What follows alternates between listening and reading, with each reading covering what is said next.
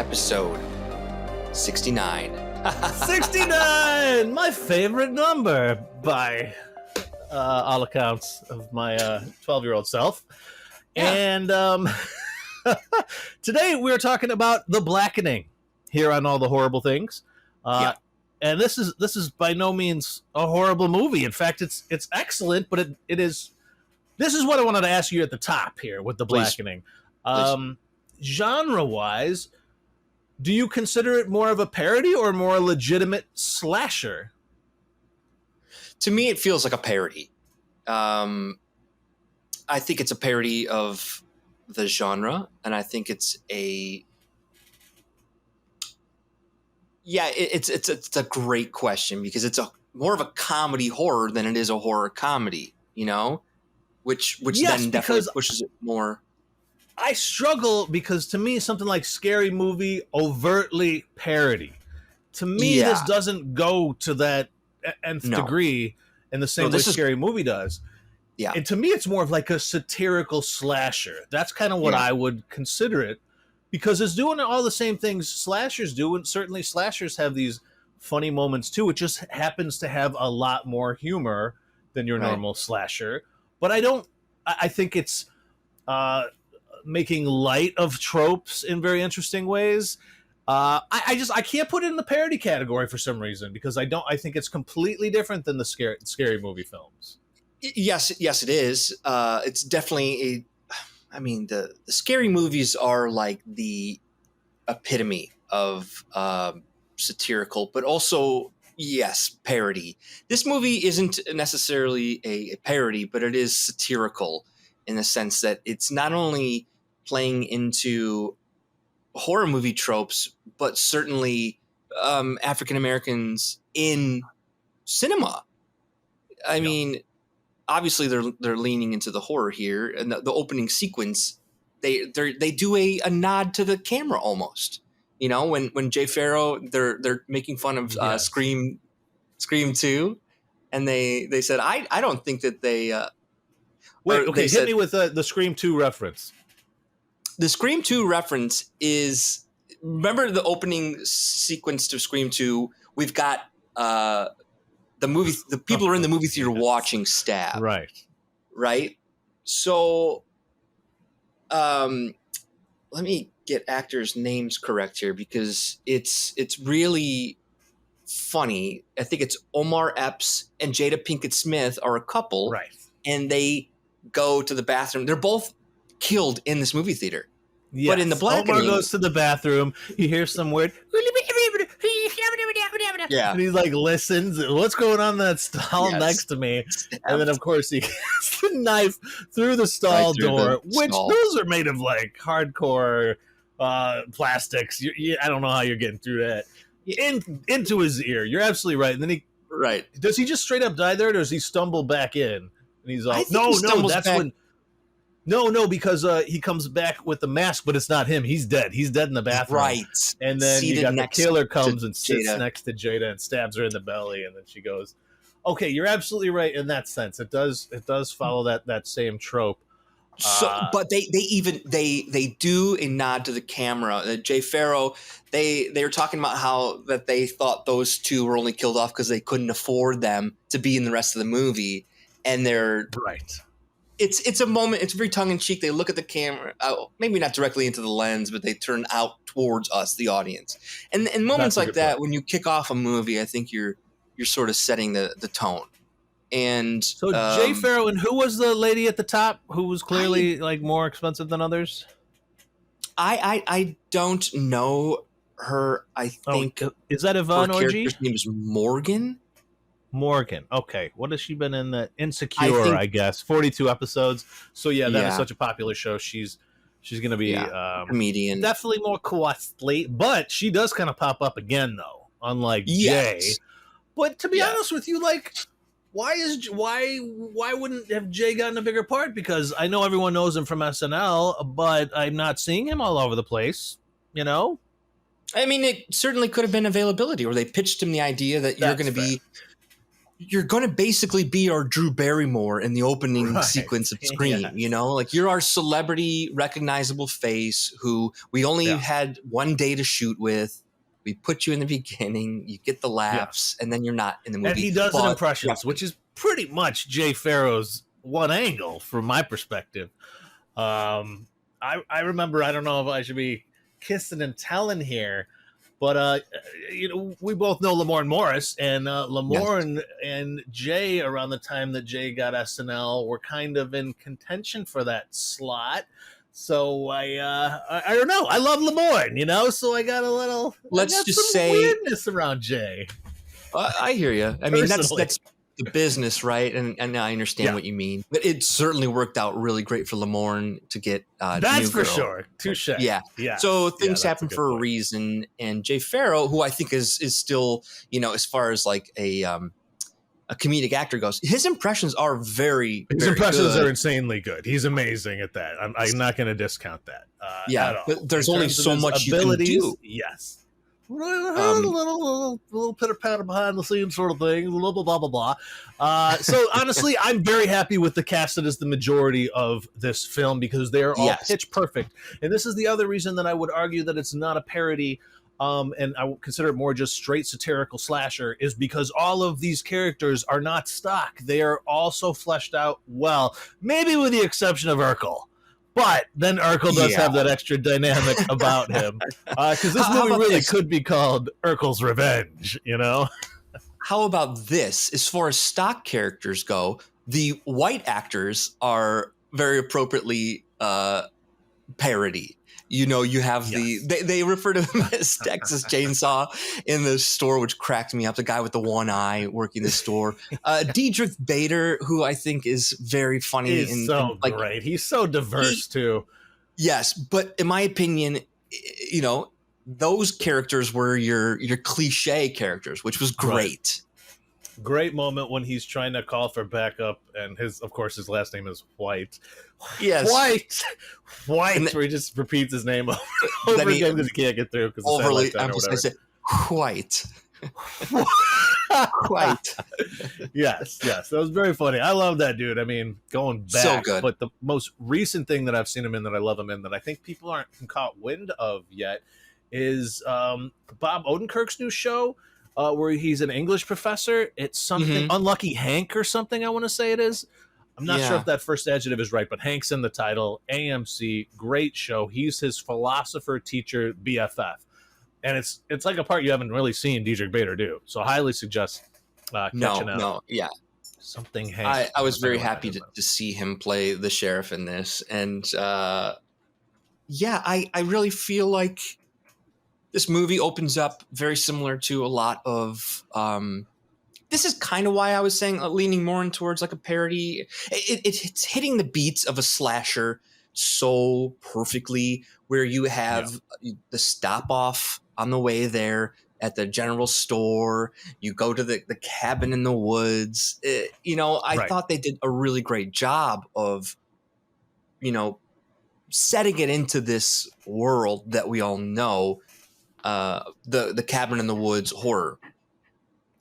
Completely agree in terms of just the overall premise. Absolutely. But here's where I feel like it diverges then.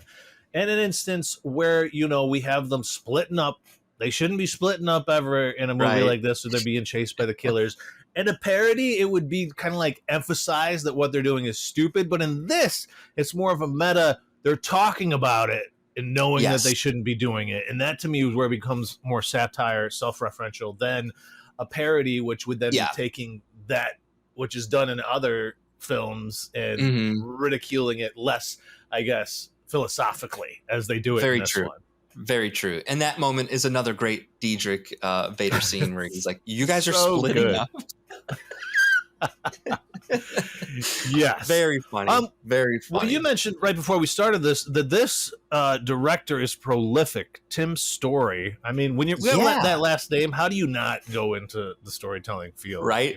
You kind of have to. And luckily, this guy has been, I think working every year since he started. I mean, the guy started off in music videos. I think it's really interesting. it's such a common thing for film directors to do is start off, or at least when you start in the 90s and you move into the 2000s, you started on your Total Request Live stuff. Right. Like, I think he did some In Sync. I think he did some Wow. Casey and JoJo. And then, his film career really takes off when after all of these music videos, he starts getting like Barbershop, Taxi, Right. Fantastic Four, and then Fantastic Four: Rise of the Silver Surfer. I think he did both of the Fantastic Four movies. Both. He did both. And then, Interesting. he's got some really a really great career of action and comedy. Action comedies, which are like one of the hardest genres to really pull off effectively. Absolutely. And I think he Only was a great couple missteps in here, right? Before I talk about yes, I mean Tom and Jerry. What's going on? Because that's pretty recent, and the Blackening is so freaking good. But Tom and Jerry precedes this. That's a good question, though. Who is your favorite director that started around the same time as Tim Story, that started with music videos, who then became prolific film actor? Well, you've got Spike Jonze. You've got Michel Gondry. You've got that little somebody in Kaufman. Oh my goodness! Yeah. That little and then there's I'm Spike Jonze, 100%. Spike Jonze, absolutely. But then you've got people like Mick G, who started off in music videos, and then he did the Charlie Angels movies, and now he's doing horror. He did like the Babysitter. These are long careers for these guys. Right. It's a good place to start. The networking that potentially is there. Undeniable. Well, we talked about Mr. Story. Let's talk about some of these players. Have you seen any of them before? Who stuck out to you the most? Not to get to Hollywood name droppy, but I know Dwayne Perkins, who wrote the movie and stars hilarious. in it. He steals the movie, really. Yes. Dwayne started in Chicago and stand-up and sketch comedy. He did Second City, and he was actually really a part of this group that broke off and I believe did some stuff with Comedy Central, and I believe is probably where this idea spawned from. There's another great character name Namdi. He is someone else I know. They must have based the character and name off of him. He does a lot of stuff in comedy still, but I think it kind of comes from. That's why I'm looking at it from this point of view, as it being satirical and comedic, because of the writer, right, coming from a place of comedy. And I got to point out that X Mayo, the girl who plays Shanika, she was a writer on The Daily Show for years and years. So you mentioned the Comedy Central connection, so you could really see how these guys all coalesce together. And again, The Daily Show, has that parody and satire, kind of walking the line, like this one does as well. Right. Yeah, I don't think there was a bad player in the bunch, personally. I felt like everybody was bringing it. I completely agree. I loved the actor who played King. I thought the actor Grace Byers, who plays Allison, was fantastic. Maybe my favorite was Allison. Yeah, she's the interesting character in that she was the multicultural character. Yes. We'll talk about the Adderall stuff in a minute, because you're always gonna have some nitpicky stuff when you're watching something, and that might have been one of mine.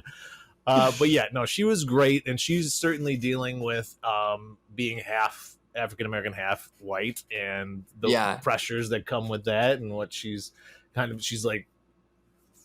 They don't consider her whole black, and she's not considered whole white, and the idea of who's the blackest is such a big part of what makes this movie.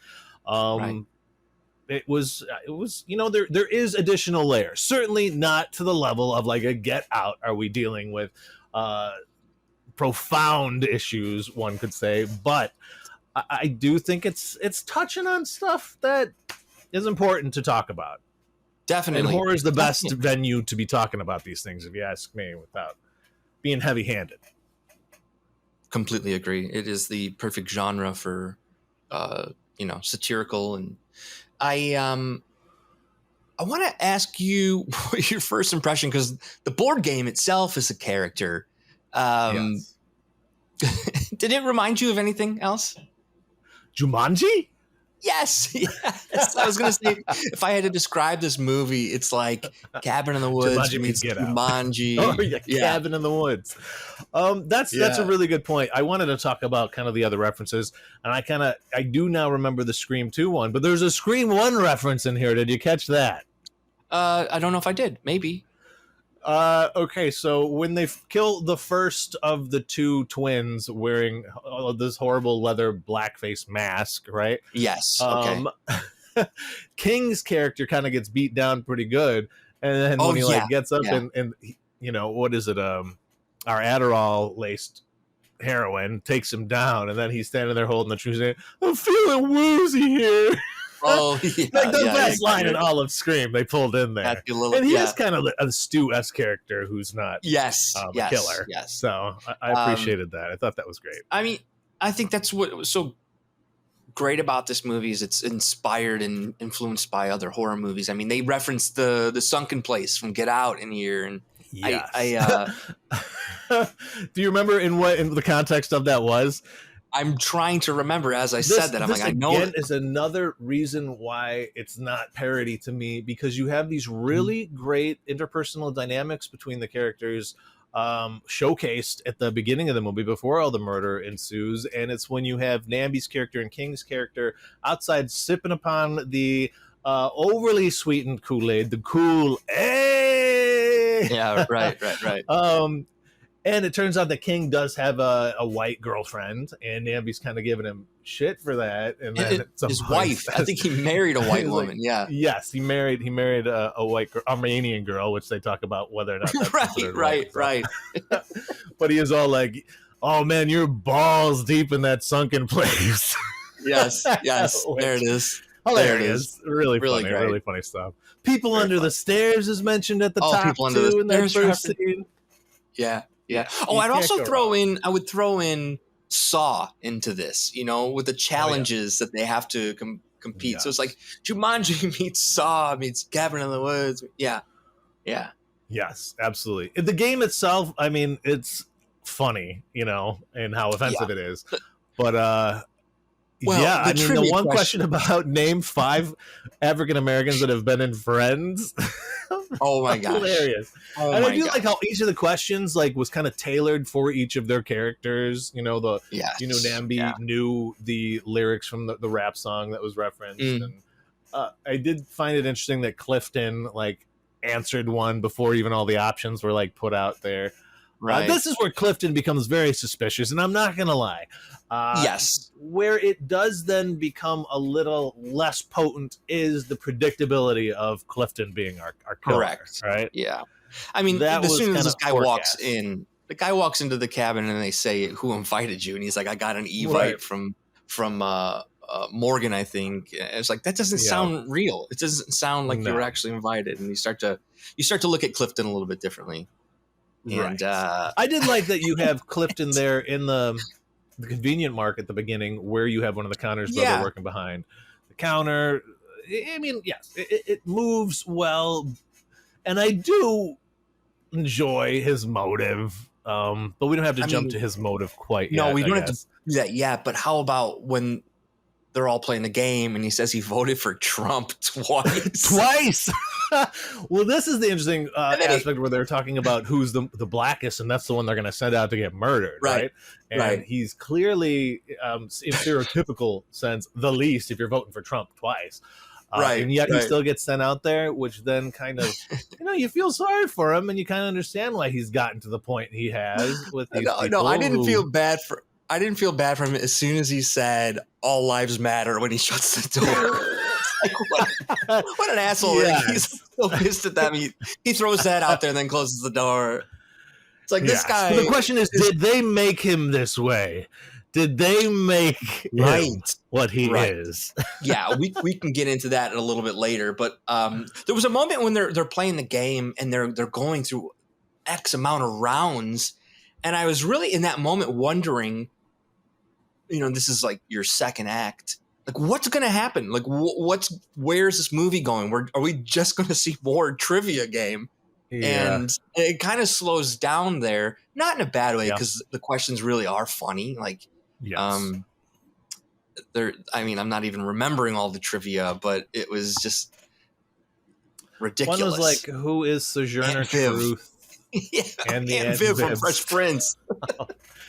Yeah. When did Aunt Viv? They were all really well written. But then you did have the TV where you then have Morgan's character from the beginning all tied up. And as much as this is a slasher, like with the exception of the two at the beginning, none of them die. No, you're right. With the exception of the villain. And we're not even sure about whether or not Clifton is dead.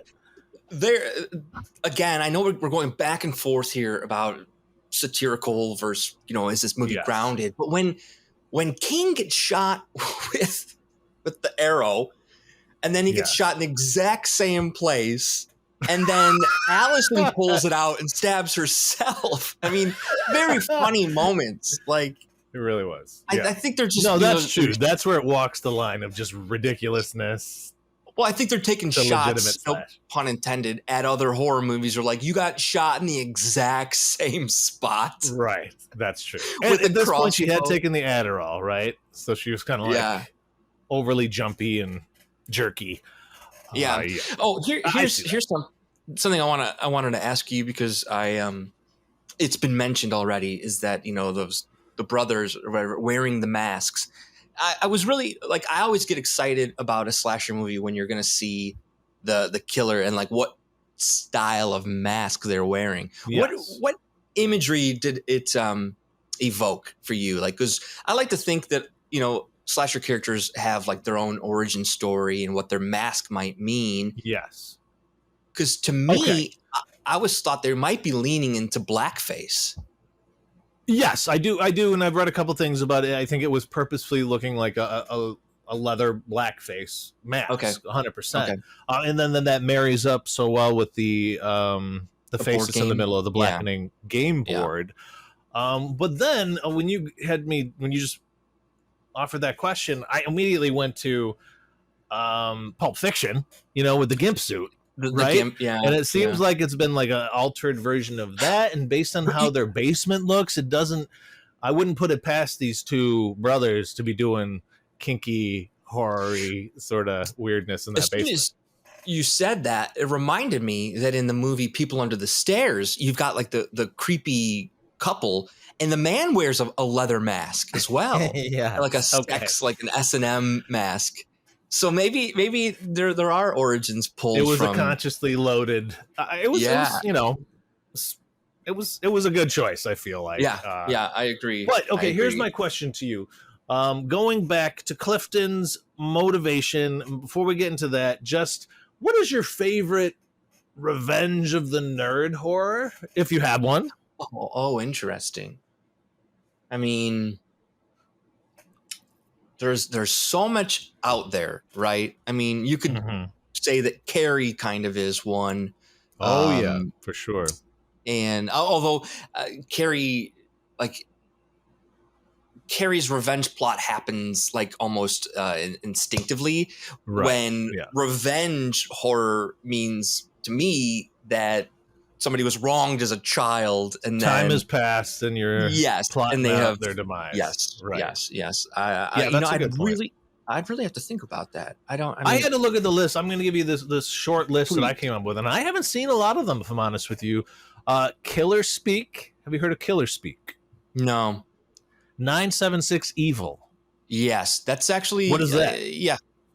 I honestly think that might be a New Year's Eve movie too, but that's a revenge. I haven't seen that in so long. I can picture the poster in my head with the receiver on it, but keep going. I'm thinking it's Slaughter High. Yes, I've seen Slaughter High. Slaughter High is the one where and the killer is wearing like a Letterman jacket and a almost like a jester style mask. It's oh my God. Very low budget 80s movie. It's entertaining though.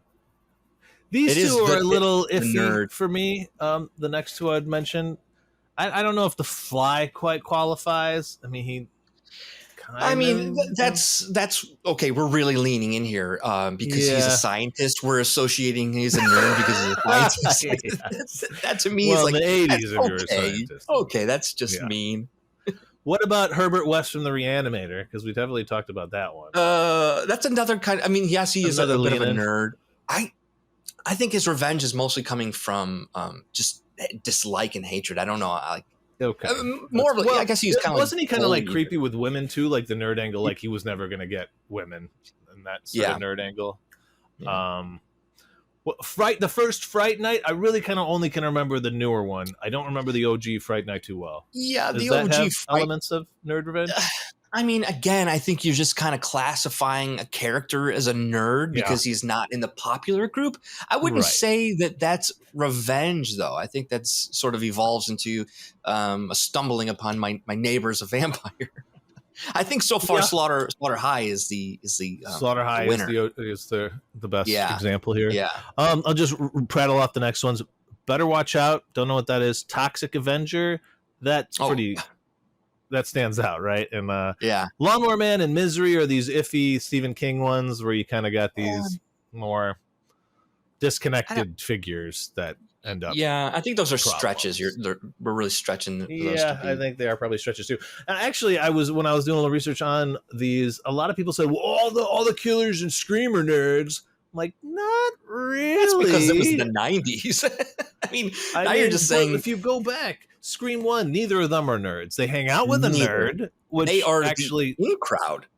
They are like they are the cool crowd. I mean, movie nerds in the late 90s, you're cool if you're up on the scene. Then, you know what I mean? Yeah. Randy arguably is because he maybe takes it too far at his age. Right. But he's not the killer. No. And then the mom and Mickey in the second one, not nerds. I will give the third one a potential nerddom as the screenwriter. That guy's kind of a nerd. That guy's kind of a nerd. For 100%, you have a nerd. In the Culkin, in Rory Culkin. Definitely, Rory definitely Culkin a nerd. is the nerd. Yeah. I will give outsider. Or outsider. I'll give 5 a nerd. The guy from Boys, Quaid, definite nerd. Mm-hmm. Definitely not this last one. No nerds. Well, I guess you got kind of the brother who tries to feign being a nerd. He's a virgin, all that sort of thing. Right.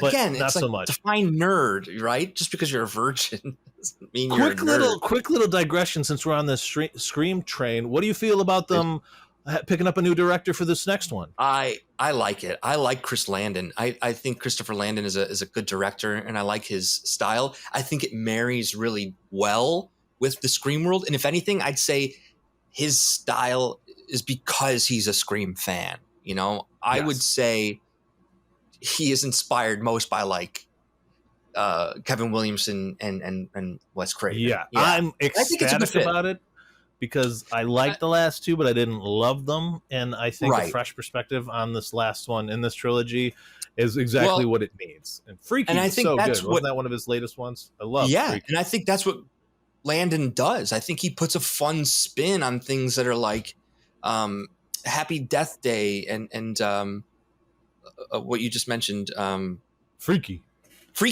I mean, those are you're taking something that's been done so many times and making it horror, and it works so well. Yeah, I think he's got your fresh perspective, especially this far into the seventh, fandom. I think it's a good pick. But let's get back here. Finish up our Blackening discussion. I definitely wanted to ask you this one really quick. Which one of us is whiter? That is a great question because we're both from the western suburbs of Chicago. It's a tie. I don't know. I mean, what do you define as being whiter? Well, I'm kind of just being ridiculous in that I think this movie does a good job of explaining the absurdity of that question, you know? Absolutely. I would say maybe I am because I am like I love Mountain Dew and I love Doritos. And that makes me really white. That's a fair point. But I am 100% Irish and you can literally see through me. So, Yeah. but I guess that's Yeah, more translucent than yeah. white. So yeah, I'll You're give it going. to you. Yeah, I'll take it just because, like, you know what? I'm white trash. What? No. Well, Chicago's a fine, No, upstanding no, suburb of Chicago. that's a funny question. Yeah, I don't know. Just suburban Okay. guys. What else do we got to cover here? Oh yeah, issues. Did you have any issues I with it? think, so no, I didn't. I thought this was a really well made movie. I would say my only issue is that they really took it an extreme post credit scene. Yeah. And I don't want to jump too far to the end, but I'm just saying I kind of was hoping they would leave it more open for um, another film in this franchise, because I kind of feel like we don't necessarily know what happened. You could say that, oh, he fell on the other bodies in the well, so he's still alive. Right. But I don't know. I was I kind of didn't get the hoping. sense that Clifton's gonna survive. It is possible because he's already survived that one, bow and arrow attack, which is weird. So he like agreed to being shot essentially. Was there any way he thought he wasn't going to be the one sent out when they posed the question to send out the blackest person? Did he always know it was going to be him, or was there contingencies? No, I think he always knew it was going to be him. And for one, Clifton, they were all saying his name wrong. I think he knew they were going to gang up on him, even though they didn't want to. And you have some really great emotional reactions, like even Lisa's character is like, she's sorry. We have to. I don't want to do this. And I think it was just confirming everything that he was planning. And it really worked out in his favor for his plan. If they didn't send him out, things what may do you not think have about gone. the choice of crossbow as our weapon of choice? I think it's fun, and I think it's better than just throwing in like a actual like kitchen knife, which we've seen too much. We've seen the crossbow. We have seen that in other movies, but I think I think they needed to avoid. In that it took us off the scent of Clifton a little bit, because it's such a stereotypically like white weapon, I guess you could say. I don't know, like huntery sort of weapon that I think is more affiliated with somebody who's in the woods like that. Points it maybe more toward the hillbillies that it turns out to be. One issue I had though was the voice of the hillbilly that we at least heard talking, because it did not match his face. It seemed too theatrically done. You know what I mean? Like I think they were probably trying to. You know what? They could have easily have changed that in post too. They couldn't maybe have like not, gone with what it was, and because you don't want it to be the stereotype of like a Southern accent necessarily, right? Yeah. Because there's an interesting line from Shanika where she straight up says, "I hate this guy's voice." So like the voice was something that's conscious in it, and it just didn't look like either of the Connor twins, like a voice that would be coming out of them. It sounded like something that maybe was like a Clifton had pre-recorded it or something. He could have put on something like that, because he does seem like the theatrical type. Well, sure. That kind of like hurt me a little. Yeah, I mean, he was sending the voice through the board game, right? He was talking through the board game. Yeah. Well, what did you feel about them being able to speak telepathically to each other? That was amazing. And it pays off so well, right? Because you have the first instance in the car when they're driving there, and the girls are talking to each other about how Namdi's character has been invited, and Dwayne does not want to deal with this guy. Because that's something I wanted to mention, was I really, really enjoyed the way that they dealt with the friendship between her two characters here, Lisa and Dwayne. Because it's not two girlfriends. You have a gay character and a hetero girl, and they're like BFFs, right? And then he's only looking out for her, and he knows the nature of Namdi. I just felt like it was a dynamic that I believed, and I don't really feel like was rehashing something I'd seen before. And it gets back to what I was talking about before, in that you actually have solid character development. Of almost all of them, I would argue that the least developed is maybe Shanika. I don't get a sense of what was going on with her prior. I mean, I think she had a really great comedic character, and true. all the characters were funny, but I think she was sort of the really funny one who speaks her mind and tells it like it is. Yeah. But go back to what you were saying about Dwayne and Lisa. I think, it very easily could have been a man and a woman, and Dwayne was jealous that, he always wanted to be with her. So I really liked the fresh perspective and spin on it as well. Totally. Yes, it didn't feel contrived at all. And I think Right. that speaks to Dwayne having been one of the writers on it too. He was bringing fresh perspectives to something that we've seen before. Okay, let's talk about the Adderall stuff, because apparently you really liked it, and I thought it was funny a little bit.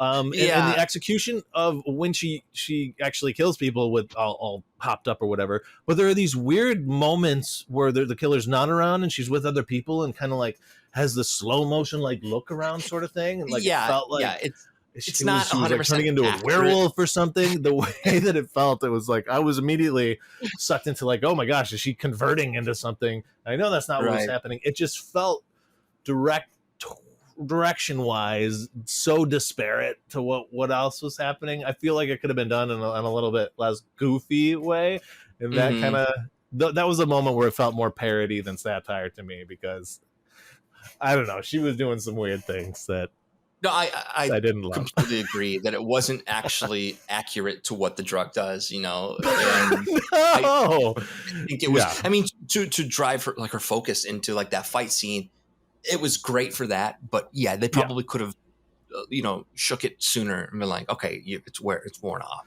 toned it down a bit, or made it clear that she had taken way too much or something. I just damn, this is really hitting Adderall hard, but it is an abuse drug, so what can you do? I know. Any significance to the well in the basement? Was this just convenient? That was my other thing. It was just like, why is there a well in the basement? I think. I mean, aside from like your Silence of the Lambs reference, having that in the basement, I think it was also just a easy way to move bodies. Where, when Jay Farrow's character Sean disappears, it's mentioned that it was easy to just throw him down into the well instead of being able like dragging bodies around. And so I mean, I guess that's true. I guess it was a little convenient, but it didn't bother me. Okay, that's fair. I mean, it didn't until I was nitpicking watching it the second time, and I was like, a little silly. And did he actually have C4? Do you think he had actually rigged explosives, or was that a bluff? I think that was a bluff, right? I think it was a bluff too. Yeah, I don't. And like, when did you do that? I mean, I guess he did have access to these twins, but he only paid them $1,000 to murder 7 people or whatever. Oh, insult. That was a great moment too, when Dwayne finds out $1,000. That's an insult, and then he just takes it and pockets it really sly. Loved it. That was great. Yeah. But I mean, it was an original great movie. I see why on ebert.com I got 3.5 stars. It's been mostly loved, which is what I'm seeing. There's nobody that's really kind of crapped on it. I'm a little worried it didn't make enough money to warrant a second film, but if it did, there is the other angle of they have all the names of who rented from the Connors' house, right? These twins' house. And if you remember in the very first scene, you have the lady character that's there with Jay Farrow, who puts away their picture to put out the friend's picture. And in that initial family picture, you see the twins, but then there's like 4 other people there. The twins are as messed up as they are. You can assume the rest of the family's got issues. Maybe it could be a revenge story from the Connors getting back at these guys who killed them. They did mention, though, as soon as they get there, I think it's Sheriff White or Ranger. That's right. He's not even a sheriff. He's a ranger. It's a ranger. He's not even a cop. No, that he says they don't normally, rent out to. They normally rent to families, right? So I mean, they almost ruined the possibility for. What you're saying, but I mean, if you're going to do a spin-off or a story, because you don't have Jay Farrow's body, I guess. And you don't see Clifton's body. I mean, there's an opportunity there for sure. If they wanted to, they could. Right. Yeah. I liked it though. I liked the characters enough. I loved that it's now something that's like a film associated with like a holiday that wasn't another Yeah, cliche horror thing. It's that's a Juneteenth. good point. It's not 4th of July. It's not Chris. It's Right. something that I hadn't seen before, and I really, really liked that. No, same. Yeah, that was great. I mean, the premise setting up for a reunion around Juneteenth was great. I dug Yeah. it. I dug it real good. And even just like the Same. small stuff, like her wearing the Rosa Parks hoodie. It was a very thoughtful movie as a whole. Yeah. Yeah. I don't like that they trashed Android users as much as they did, because I feel like you're not going to get that as an iPhone user. It was such a funny line from Shanika where you have Clifton asking for the charger, and she's like, I thought I'd already told you, we don't support that here. Android hate across the board. It was a really interesting thing to double down on, though, when she first runs into Clifton at the store. I know. I didn't get that. I like my Google phone. Darn it. Personal thing. It's just a personal thing. Maybe they. I think my favorite line might have been after Namdi and our lead lady Lisa get together, are intimate with one another, and then they come out to the group.